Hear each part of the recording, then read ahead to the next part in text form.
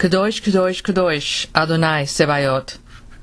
Greetings, this is Ari Koppel with Shattering the Matrix.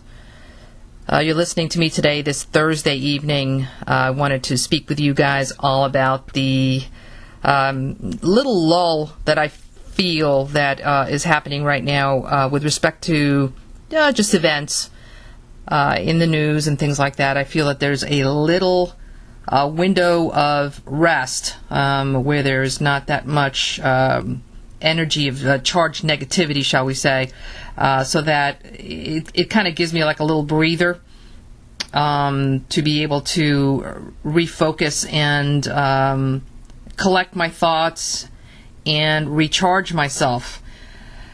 But I wanted to talk to you guys about making a difference, especially within this window of rest that we are experiencing right now. I wanted to know if you feel that you've made a difference today. Have you done everything you can today to be effective in turning things around on the planet? And remember, it doesn't have to be a grandiose thing, but everything that we do just a little bit at a time, we're chipping away at the matrix. We're chipping away at this illusion, at this prison that we are all in. It's basically 3D, and this is not what we are used to, a lot of us, and it's not our normal state of being. So we really need to do everything that we can every day to do that. And I wanted to also bring up the fact that everything is a fractal, something.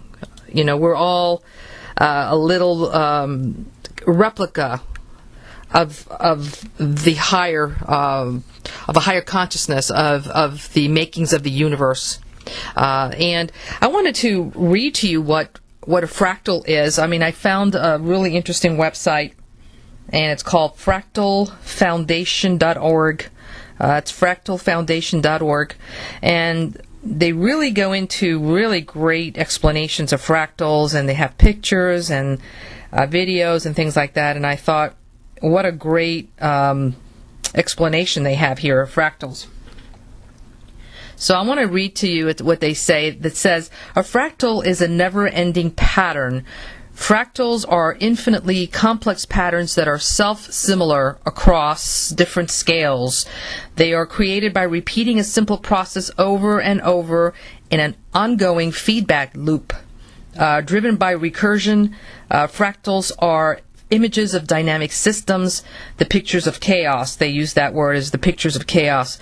I don't think they're always chaotic, but I don't know why they're using that. But anyway, they continue with saying that geometrically they exist in between our family dimensions. Fractal patterns are extremely familiar since nature is full of fractals. For instance, trees, rivers, coastlines, mountains, clouds, seashells, hurricanes, etc. Abstract fractals, such as Mandelbrot set, can be generated by a computer calculating a simple equation over and over.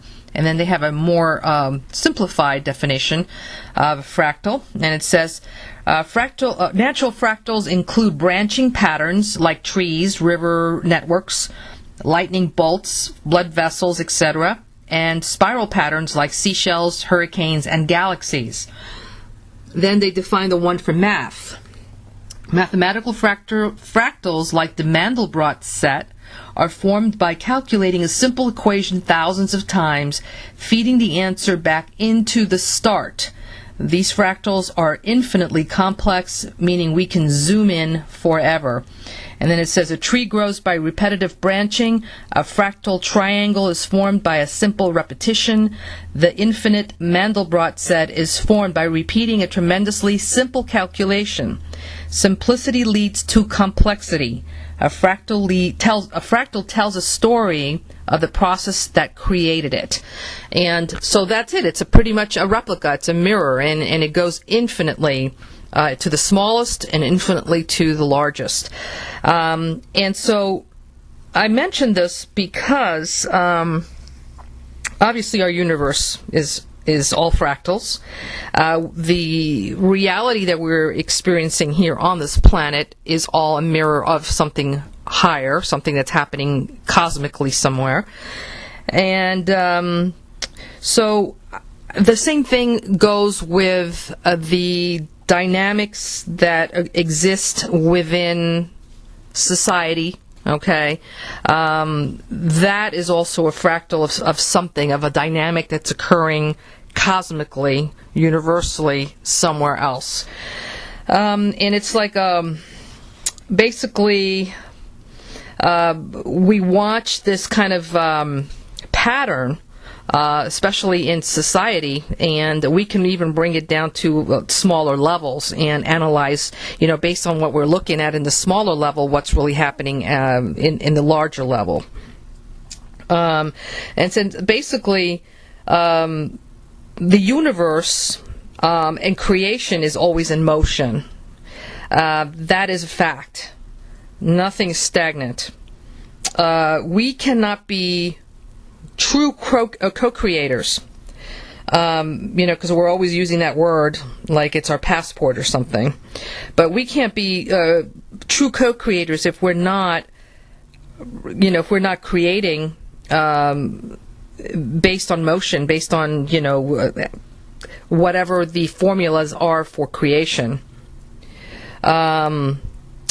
So we're not just basically experiencing this reality, but we're here also to help in the co-creation process of this world's new expression. Okay, so we're trying to help in the birthing of this particular planet that we're on, and being able to express itself into the highest dimensional that it can attain at this particular time.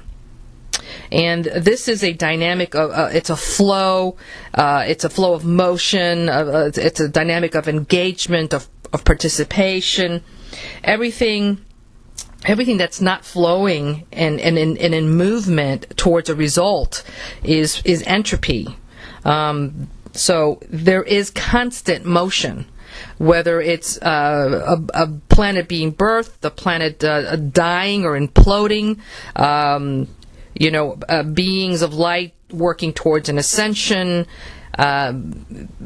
beings that are, that are in physicality, living throughout their life and going into a state of transition, passing on through the veil, or passing on through to the other side, shall we say? But there's constant motion, and there's no stagnation at all. But the whole point is that, there is motion, and we cannot be, one of the things that it is that we cannot be attached to the end result of whatever it is that we're trying to accomplish through this motion. In other words, we're creators or co-creators. We're setting forth an action, which, we call it work, if we want to call it work. We're working towards an end result. But the whole point is not to be attached to the end result as the end all, that everything is depending on that, because it stops the flow. It stops the creation process of that ease of flow. So that we do have to create from ease. That is the way the Prime Creator creates. It's a natural ability to. It's just to create without any resistance. It creates without any restraints. There is no friction. It's all. It's an easy flow. It's motion. It's effortless. It is basically set in the universal mind, which is a creative mind. It's not the analytical type of mind that a lot of us have in this particular realm, but it is the creative mind, and it is extremely allowing. So we put forth our intention for a creation, for something that we want to create, and so we put the intention out, and then the materialization of it usually happens via an action, our ability to be engaged in the process of something, of whatever it is we're creating. And again, I can't stop repeating that it is flawless. It is effortless. There is no mind involved. There is no expectation for the outcome. The outcome is actually a given. It's part of the formula of the universal software. there is therefore the limited mind, is probably hooked up on the doubt of whether this thing is going to work or not. Am I going to be able to achieve the result that I want via all the work that I'm doing, whether I'm going to exert all my efforts doing this, will I be able to achieve the result that I want? That is the mind that we are functioning from right here. But universal mind does not work that way. It's not part of that equation of its equation. It's not part of that software program. And I don't even want to call it software program, because even the word software is something that we've created here. But we do have to let go of the have to. That have to. We have to have an outcome.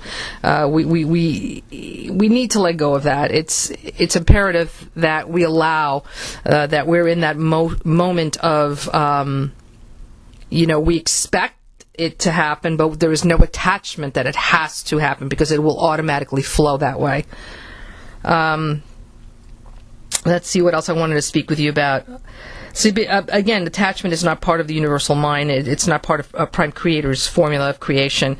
And again, it's part of that fallen construct, the modus operandi of a world like this one, of this particular paradigm.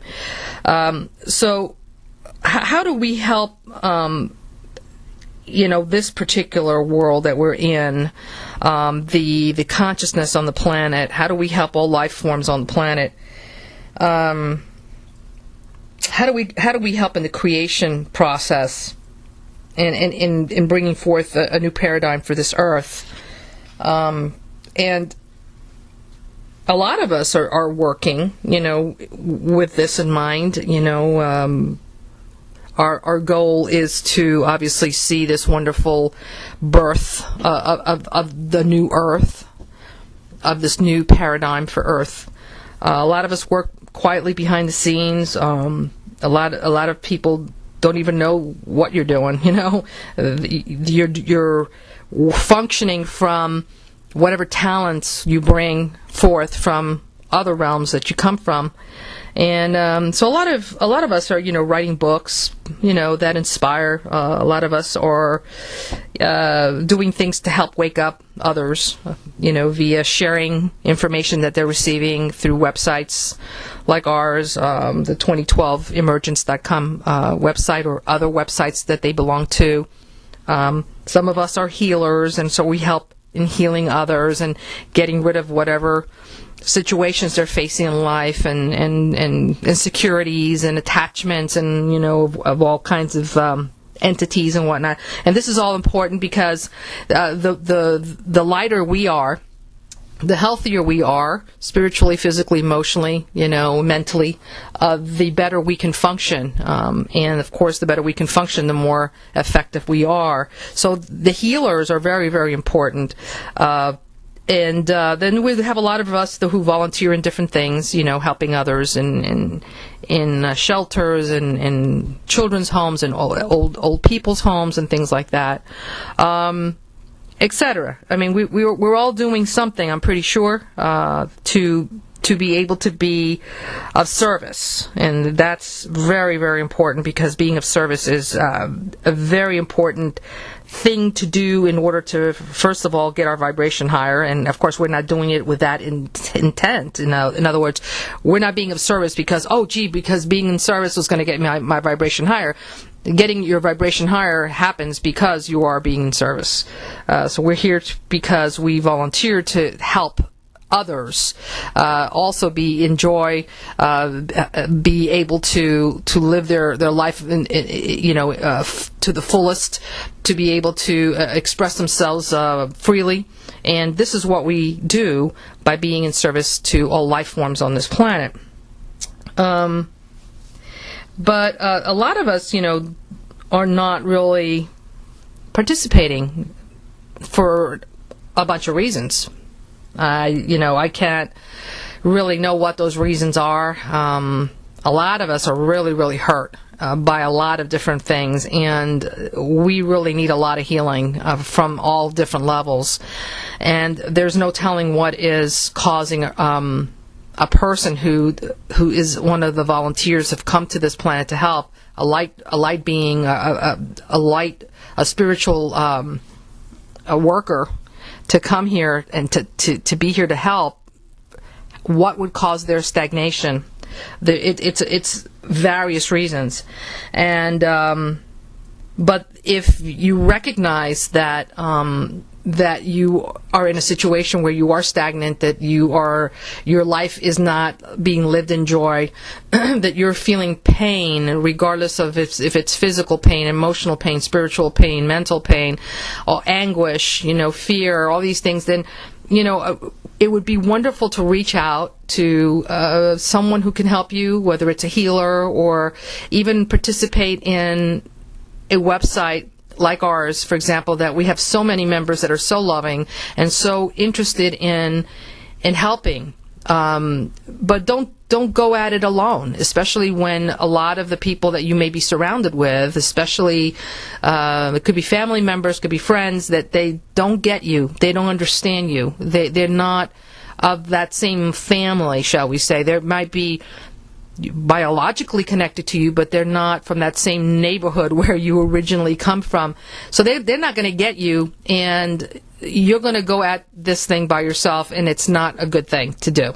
So get support, get help, get others to understand you, share your information, and hopefully people can give you great advice, and you might be able to get a lot of healing from a lot of people sending you wonderful energy and love and things like that, where you can turn things around. Let's see here. I always want to talk to you about a couple of other things here.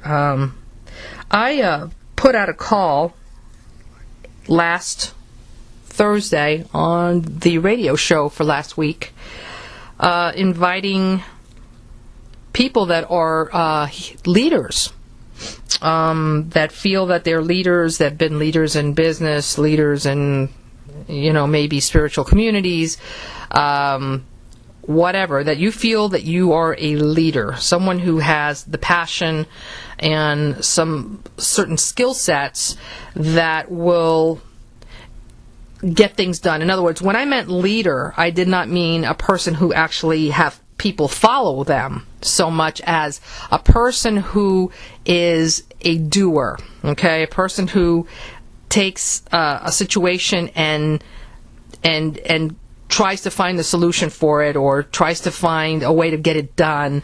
That type of person is a doer.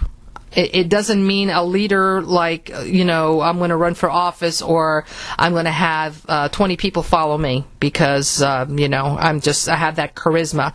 No, it could be somebody who has absolutely no charisma, but they just are great about doing things. They can, think out of the box. They can solve problems. They'll take a look at something and figure out, okay, this is how this thing is put together.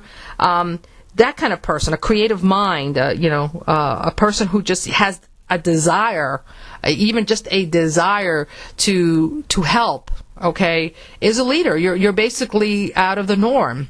Not everybody is wired like that.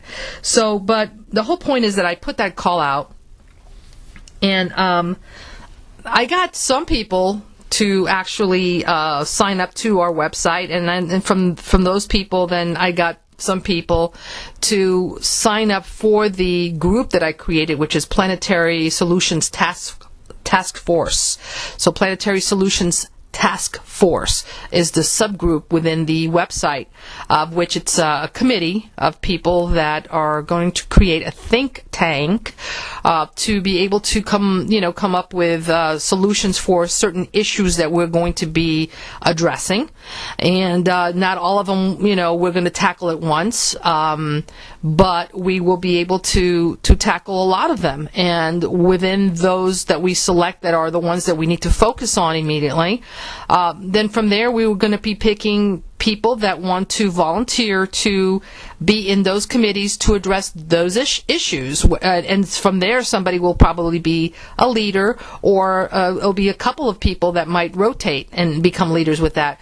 But the whole bottom line is that we are addressing issues that we're facing as a species.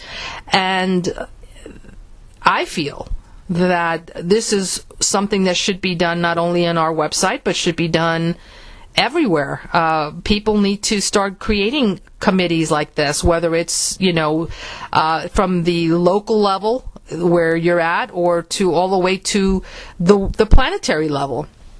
I think it's a lot easier to get things done in a local level, things that would be locally impacting you, and then just move them on and create a bigger group and etc. But eventually, once we start tackling the smaller things, the larger things will eventually follow, because it's almost like you've got a building and you go down and you start chipping away at the foundation of that building. Eventually, that building will crumble. So if we're doing the right thing and working, addressing the right things, the stuff that is holding everything in place that looks so grandiose and so monumental that, you just can't even fathom taking it down, will be taken down if we start addressing even the smaller things and just start chipping away at that and resolving those issues. But the point is that we all need to kind of most of us, need to see it. I mean, it would be great if all of us saw it, but, that is based on the fractal, and that's the reason I brought the fractal to this conversation today, is because what I'm observing is that the behavior that I've encountered is the fractal of what's going on in the outer world. In other words, the call was put out. I've got a lot of positive comments from last week's radio program. A lot of people are getting it, and a lot of people are on board, okay, with the concept. Okay, this is not my concept. This is not Ari, pulling it out of a hat. Okay, I was going to say something worse, but I held back. Pulling it out of a hat, but it is a concept, and it's a universal concept, that we really need to get our act together, and we need to get in motion. We need to stop the hypnosis. That's just a fact. All right. So, but I'm putting out the call, and a lot of people are getting it. And then those that are getting it, okay, great. You jumped into to the 2012emergence.com site, and now you've become part of the subgroup called the Planetary Solutions Task Force, and then from there, then we get even a smaller amount to actually participate in a meeting. So, again, it's an observation. I always use the website as a gauge as to what's going on in the exterior, because what goes on in that website, you can pretty much, it's a reflection of what's going on in the spiritual community everywhere else. And so I have to say that it's pretty disappointing because I was, hoping that everybody would actually say, you know what, we are in deep trouble. As a species, we're in deep trouble. I think I've put out so many radio programs already with so many experts. Not just me saying it, and it's not just Serena saying it. This is experts, people who have done their research. They have done their research for many years now. And they're right, because you can actually see these things, okay? You can physically see these things, not only the entities and the creatures that are creating the problems, but you can see the results of their actions all over the world. So this is not something that it's made up, and nobody is, delusional about that. I think it's the other way around, that if you don't see it, you're delusional. But the fact is that all this stuff is happening, and then we're still complacent to the point of allowing it to happen, and or because we're not doing much. We're not. it's not, whatever we're doing, it may not be effective. And if it's effective, it's not effective fast enough for the small amount of people doing it. So in other words, if it's going to be in small, minuscule steps where we see the results, then we have to have more of us doing it. If it's going to be massive results, then maybe less of us need to do it. But what's the answer? Because we really don't know how to measure that. The answer is all of us need to be helping somehow in the forward motion of chipping away at the foundation of this monster that is holding this planet prison. All right, it's basically holding us down to be able to get to that next level, in our evolutionary process, in our consciousness. So that is extremely important to understand, and that we really need all of us to be engaged in the solution of what's happening. In every single way. So when a call is put out, and if the reason that a lot of people didn't jump on to that task force because of the fact that maybe they heard the word leader, that we're looking for a leader, well, you're a leader.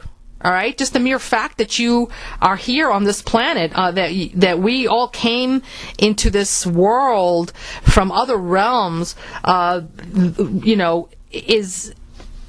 didn't. Not everybody could do that. Okay, not everybody wants to do that. Believe me, obviously, because of the fringe benefits really stink. All right, there are no fringe benefits coming here, and they put you here sometimes without a map. You got to figure it out on your own, and then you got to find your way back. I mean, I don't think that is the best tour to take at all. I mean, I want my money back, basically. All right, but what I'm saying is that just the mere fact you're here, you are a leader already, and just don't use the definition of leader as it is used on this planet.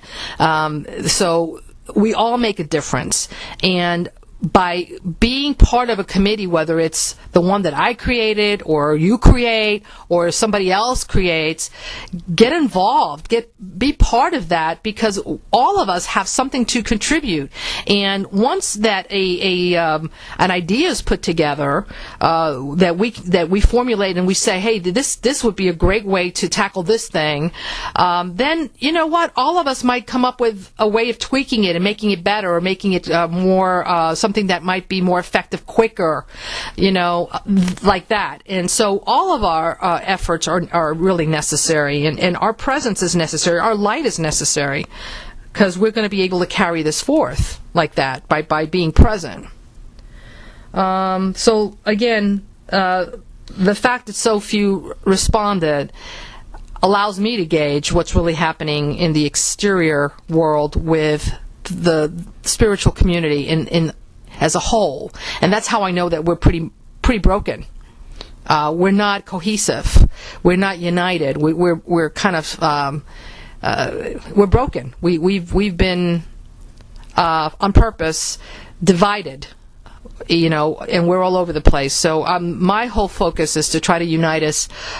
Yes, and I say things that are kind of harsh, and a lot of people, it's really funny, they actually contact me in private, sometimes not in private, sometimes it's in a comment, they have to be known, and they'll let me know, how wrong I am and how I offended them and whatever. Well, my point is that I'm not really addressing anyone in particular, because I don't really know any of you.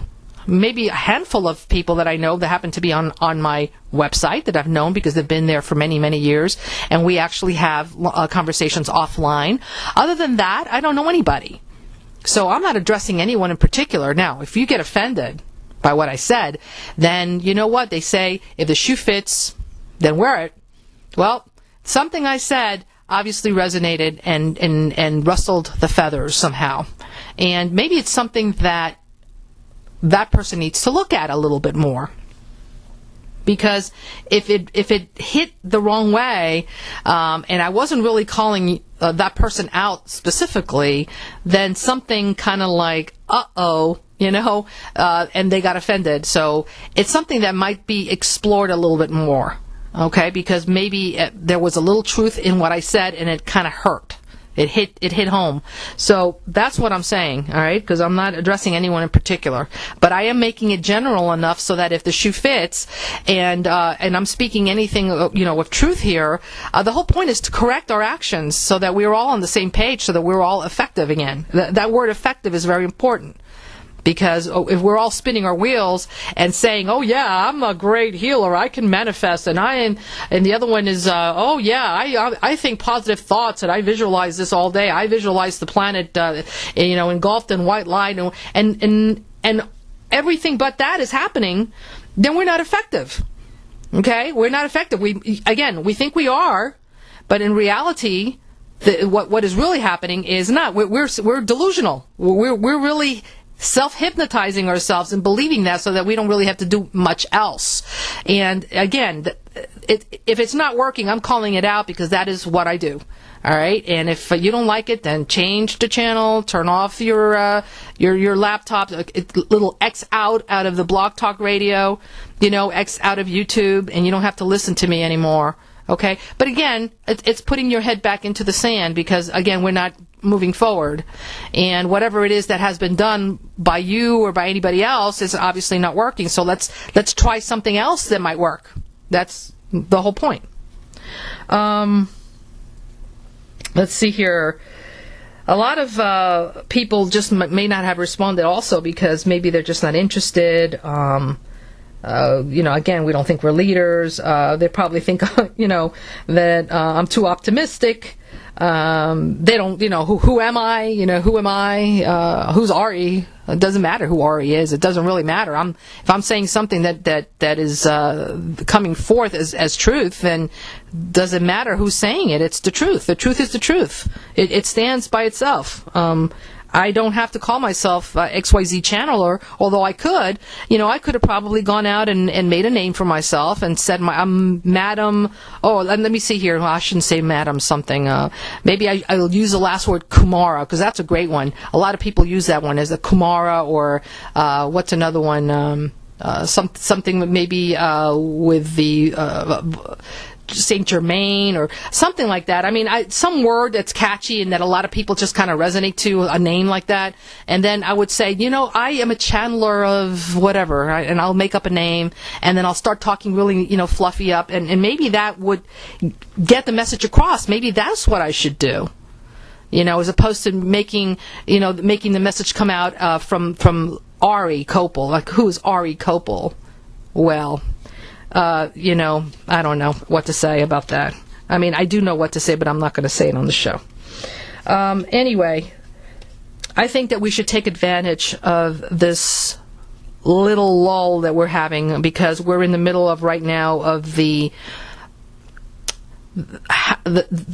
powers that be playing with the fact that they're trying to figure out what to do about Syria. Whether it's Russia coming up with an idea and then Obama thinking about it and then showing his might again, and it's all staged, all of it. And so we're in that little lull right now where the energy of anger and warmongering is not that elevated right now. So there's a little lull, and I really feel that we should take advantage of that little lull moment and to recharge ourselves, maybe even putting up our, shield ourselves, putting up our shields of protection, and going forward in creation, in that creation mode where we're actually going in a forward motion towards the creation of the world we want to see in unison now. Okay, so we need to do this together, where we're actually protecting ourselves, because we have to, because the negative energies are out there, and all these archontic forces are obviously putting in all this negative information via all different kinds of frequencies, whether it's the radio, regular radio, whether it's the mass, media, the regular media, the all the electronic devices that are out there. So it's all this negative energy is going out there.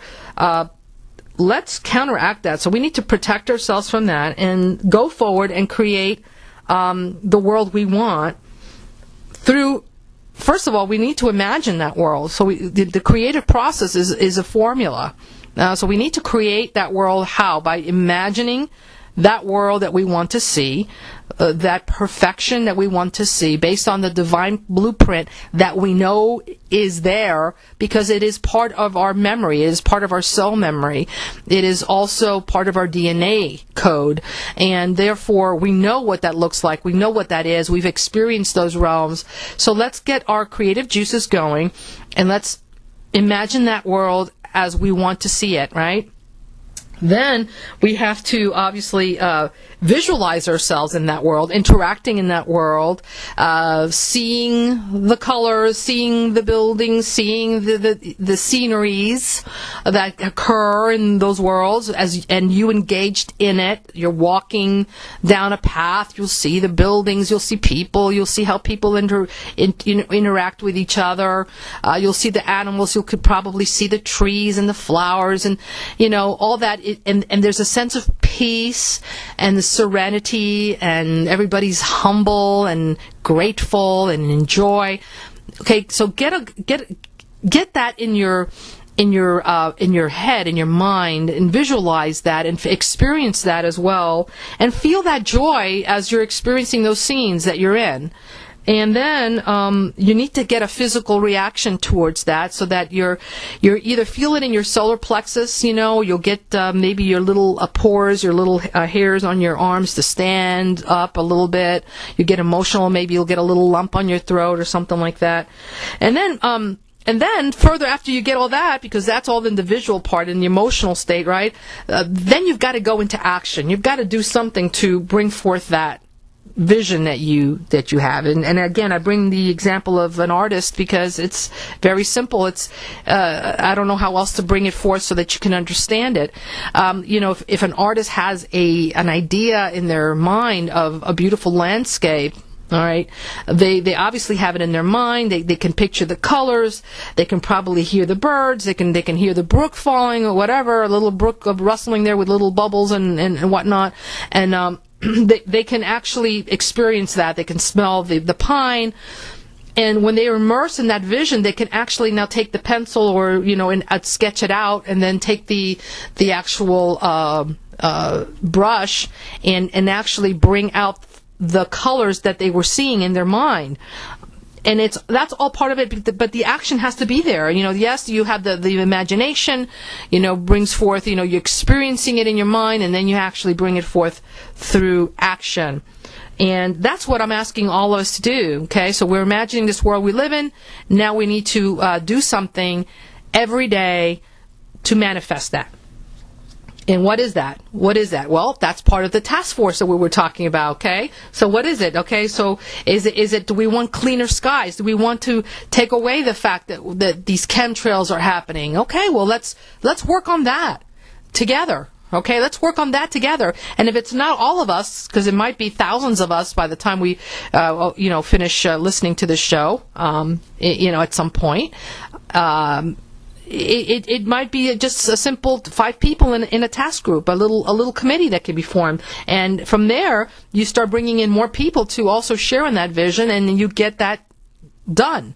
What is it that needs to be done? You need to contact a senator. Do you need to contact somebody that knows the people who are flying these planes? Do you need to contact the actual airport that is allowing these planes? What is it that needs to be done by the people like us? Because we do have power. They want you all to think that we don't have the power. We do have the power. We have more power than they do. But it's believing that we do have the power and then sticking together, because we're even more powerful when we're together. The problem is that they've conquered and divided us. Okay, not only in thinking that we don't have the power, but in giving us so many different opinions and so many different perceptions and understandings that we don't even click with each other anymore. As a matter of fact, I sometimes would rather be with an unawakened person that's part of the masses than sometimes with the light people, the light workers. I can't even deal with the light workers anymore. I just can't tolerate some of the things that I even see. And the arrogance that I see. Oh my gosh, I'm serious, I would rather be with somebody that's totally asleep than dealing with some of these people. So it makes it very difficult to work with one another, especially if we're arrogant and we're coming from ego and my way is the best way, and that type of thing. And there's no way there's any cohesiveness. So when we come together to these little task forces that will eventually make a huge impact, especially if we take the foundation down, we need to be able to work together. All right, so we've got to formulate some kind of rules of engagement when we're in these committees so that we're not on each other's throats, because it will fail right from the start. And so that's really, really important. Let's see how much time I have. I got a little bit of time left. I wanted to talk to you also about people that, and I run into a lot of this, especially lately, that are talking about that they don't have any experiences with divine beings that serve Prime Creator. And I'm bringing this up because this is very, very dear to me, and very, very something that just I just have to mention. It's just very dear to me in my heart. There are many people that are spreading disinformation about beings of light, right? And the disinformation, a lot of it, of course, originates from the opposition to the sublime light, the opposition to Prime Creator, those forces.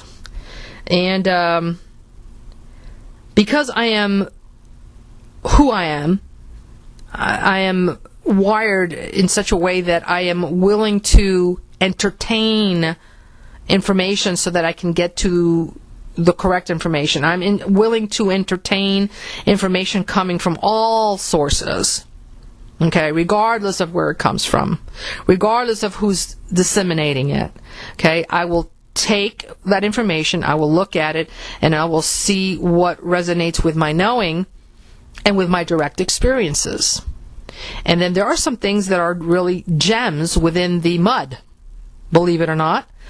For example, like a person like an Alex Jones sometimes, who comes out so abrasive and so, he's just irritating, and his voice does not, the frequency of his voice, and oh my gosh, I can't deal with it, and blah, blah. And everybody is so high and mighty with this, but they miss the gems. They miss the gems, and they also miss the fact that the man sometimes has really amazing guests on his show that really know their stuff. And we're missing the gems of that information because we are just so high and mighty and we can't listen to that stuff. It's like, again, folks, anyway, I don't even know what to say. But, again, one of the reasons we're in the mess we're in.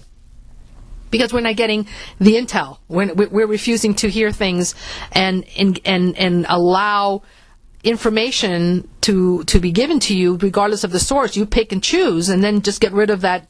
Take the information and then get rid of that the thing that's irritating you. But God forbid we have to do that, right? We can't even think about that. But what I'm saying is that I'm it's important to be able to get information. So I have listened to enough information with respect to beings of light that I've known and I work with. For example, Archangels, those that are called ascended masters, or beings that have actually graduated from this 3D density. All right? They've graduated, and we call them ascended masters. I've been willing to entertain the negative information that has been disseminated about them. And after considering all of that information, and again comparing it with my knowing and my direct experiences, and these are lucid experiences that I've had with these beings, physical experiences that I've had with these beings, I have to say that the information that's being passed on in reference to these beings, the negative information, is all disinformation. All right? Now, who's disseminating this information? There's several people disseminating the information, and several places that are disseminating the information. Now, the point is, where is this information originating from? Okay, and just to give you an example, I just wanted to point out, for example, the word arch or arc, A-R-C-H, because some people will, it's like saying, is the glass half full or half empty? It really depends on how you want to look at it, right? So the word arc, in reality, when you look it up, it does mean chief. It means high ranking or a principal, right? So in my understanding, I've always been an understanding, an archangel is a principal angel, the head angel, a high ranking angel, all right? A being that has huge responsibility over others that are not within that responsibility level. But it does not mean the arch, like archon, which in that respect means a ruler, someone who rules over others, basically not respecting free will, that type of ruler, okay, dictator ruler type of thing. But it does mean, in the positive sense, it means head or principal, and it can be defined in that positive manner, not in the negative manner that others are now stating that ascended masters are. They've also put the Ashtar Command within that rank as well. Anything that's Ashtar Command, if called Federation of Light. Not to say that there aren't a group of individuals or beings that are calling themselves that, and which are doing a lot of negative work out there, negative things to people and planets and things like that are using those words or that language or that name for themselves.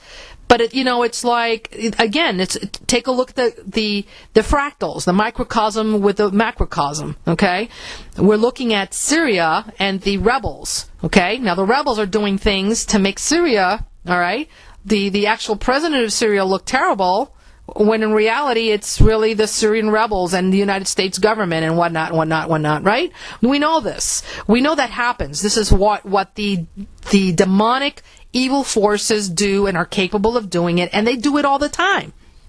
Now, that is no different than what happens in those realms as well, because there is a war going on, and in reality, more than likely, it's a group of beings or a race of beings are using the words angels and archangels, and they're using the words ascended masters and the names of the Ashtar Command and whatever to do things that are not in alignment with Prime Creator or serving the highest sublime light of Prime Creator, and they're doing all kinds of atrocities and things using the names of the beings that are really and truly in service to the light. And it takes a lot of discernment to be able to see that. But you know what? For me to stop using the word Ashtar Command when I know these beings to be part of the Ashtar Command, and I know who these beings are, and to not use the word Ascended Masters, knowing that I have been indeed working with Ascended Masters, because they've been given a bad name, I refuse to do that any longer. I just refuse to bow down to the definitions given by evil forces and those that are willing to disseminate this information. I will stop it right now. It is not going to go any further. Not from me. It's ridiculous. And it's enough. I have personal experiences with these beings. Personal experience with the Archangels. Personal experiences with the Ascended Masters. Personal experiences with the Ashtar Command and all the beings of light that work with the Ashtar Command. Personal, physical experiences with these beings. Okay, for me to be able to know that what is being disseminated is incorrect information, total disinformation, to prevent you all from connecting with them, from working with them, from asking, from asking their assistance and their guidance and their help. And I'm not talking about help in the sense that they're going to come and serve, clean our mess here, because that is not their responsibility. But help, in many ways, they do come and do intervention, because it's happened to me so many times that I can't even count it. I just refuse to partake and participate in that any longer, or give it any more energy. Okay, archangels and beings that have these are beings that the ascended ones they've achieved their physical liberation, basically obtaining their light bodies. Calling them ascended masters. These are evil beings. These are demonic beings. No, it stops there with me. That's it. And Their vibration, folks, their vibration and the deeds speak for themselves. This speaks for who they are and who they serve. Okay, they serve the highest light, the sublime highest light, the prime creator. And you can judge them by their vibration and their deeds. Now, if you haven't had an experience with them, I haven't had an experience with them. I've never had an experience with them. I've called them and called them and called them, and I'm blue in the face, and they don't come. Therefore, they don't exist. It's a lie. It's all a lie. It's all been, it's all been fabricated. Then there's something else to that. It's not the fact that they don't exist. It's there's something, maybe the way that you're doing it. That's probably what might be the problem. It's a matter of a vibration also. There's not a vibration match. That might be a problem in being able to see them or to be in their presence. But I personally have sat with this information about the negative aspects of what people are saying about these beings of light, or the archangels, the ascended masters, the beings that are what I work with, the ultra-terrestrials, which is another word for them. The group that I work with are also called the Ashtar Command. I personally work with the Orion Jerusalem Command. And that would probably hold a negative thing for some people, because it's got the word Jerusalem in there. Oh my God, and the Israelis are such bad people. The Jews are bad people. Bad people. Okay. Another disinformation, but, and again, it's just throwing everybody in there in the same pot. Okay, so what else that I wanted to say to you guys? Like I said, I've sat with this and analyzed it to bits, and it really doesn't hold any truth. All of the stuff that has been disseminated with respect to the negative aspects of these beings is a lie. Another deception, basically created again for the purpose to keep you from seeking guidance and inspiration and strength from those that are, of course, whose mission, which are these beings, they also have missions, and they basically are here to help us. They come when we seek them out, and usually when we feel lost, when we feel helpless, when we need to know that there is hope, and that there are other beings that are also share in the love of this world, and whose passion it is to obviously to help inspire us, to help us hold that flame of confidence so that we can succeed. And that's what they do. They're not here to come and clean our mess by any means, or rescue us from this. I mean, we came here to rescue the life forms here, the higher consciousness here as well. So that's who we are. They're not here to do that. They're here to support us.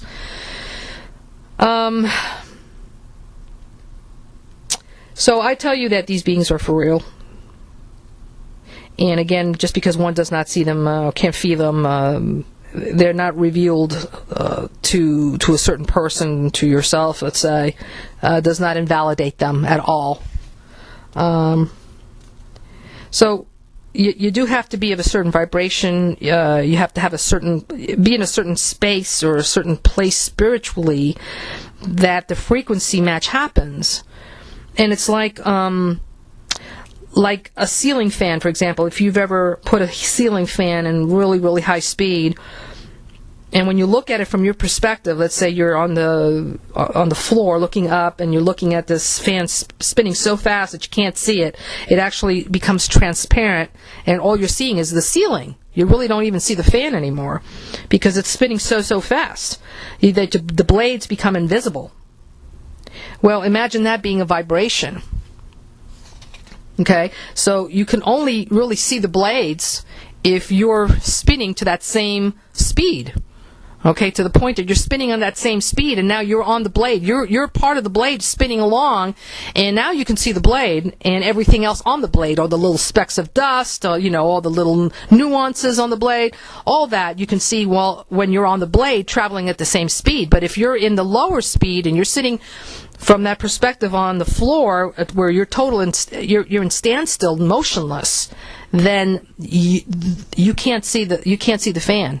It's invisible to you. It's the same thing as these realms or planes of existence. That if your vibration is lower than the vibration of the being, that might be standing right next to you, you're not going to see you're not going to experience the being nor see the being or anything like that. You're going to totally miss it because their vibration is so high, they're flying so high, and their their electrons are going so fast that you're not going to see them. You see right through them. So the whole point is to really get your vibration higher. There's a lot of ways of doing that, and this is not the purpose of this talk today. But that is one of the things you do. But you can start with your mind. Okay, you can definitely start there.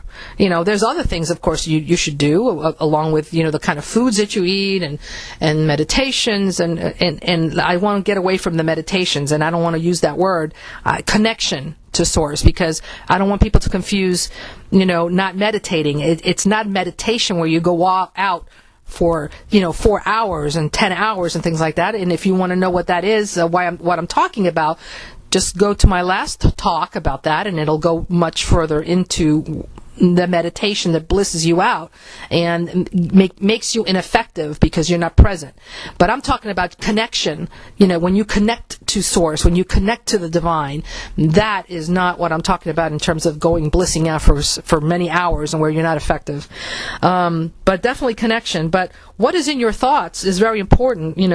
If you are constantly thinking limiting thoughts, if you're thinking illness, if you're thinking sadness, if you're thinking about self-pity, and about your sorry ass life, your thoughts are going to manifest a lower vibration for you, and therefore there's no way that you're going to be able to see the beings of light. There's just no way. It's just not going to happen.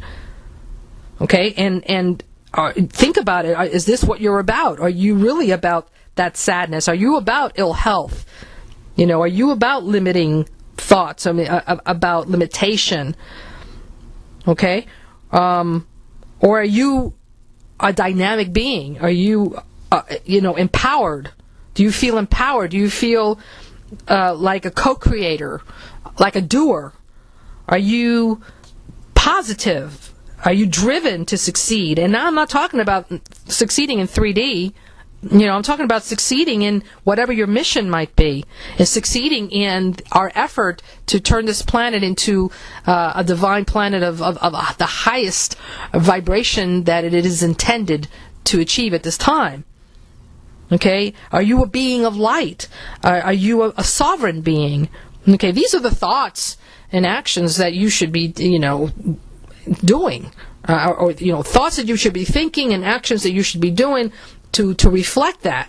The beings in those higher realms don't verbalize these positive attributes that I just mentioned, like being driven, like being a doer, like being sovereign, like being a being of light, like achieving, like being constantly in forward motion. Those attributes, those are a natural. They're given. They don't have to verbalize this. They don't have to say, "Oh, I'm going to be positive today. I'm going to be achieve today." It's just done, okay? Because that's their natural nature. But each of these attributes does carry forth a higher vibration, that brings forth, obviously, that higher vibration, then obviously becomes you. Because it's part of that divine blueprint of a world that is working, of a consciousness that's creation, and constantly in a forward motion of creation. So why can't you see the archangels and ascended ones, or beings in the higher planes of existence? It's basically because you're not on the same channel. You're not on the same frequency band. Does that mean they don't exist?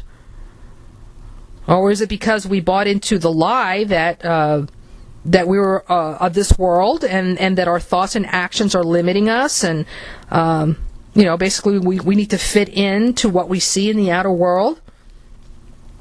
If we believe into that, then obviously we're going to be expressing ourselves in very low self-esteem type terms and things like that. We'll get bogged down, of course, by parasitic infestations of all sorts, entities and whatnot that will further keep our vibrations lower.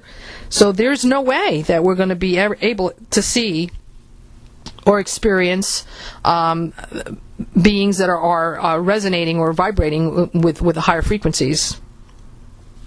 To change one's vibration is basically to change one's thoughts and the definition of who we are, and then to follow through with correct action.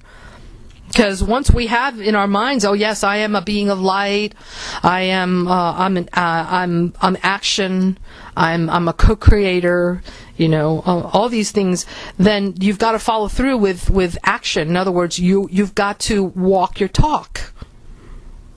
And this has got to be done every day. And if you study any of these positive motivational speakers, including Anthony Robbins and all those, I mean, you've got to, if you want to put little post-it notes all over your mirrors and whatnot, put them up. Put these positive affirmations up. I'm a being of light. I'm a being of love. I'm vibrating to the highest vibration. I am co-creator. And always use the I am word, because that is your creator, creation. The words used for creation that will actually make this happen. But follow that, not only that verbalization of it and thinking about it and being it, immerse yourself in your mind being that you're creating right now with your verbalizing it, but actually do something to fulfill that you just said. So I'm a co-creator. Okay, so that what are you going to do today? What are you going to co-create today? So actually do something and co-create something.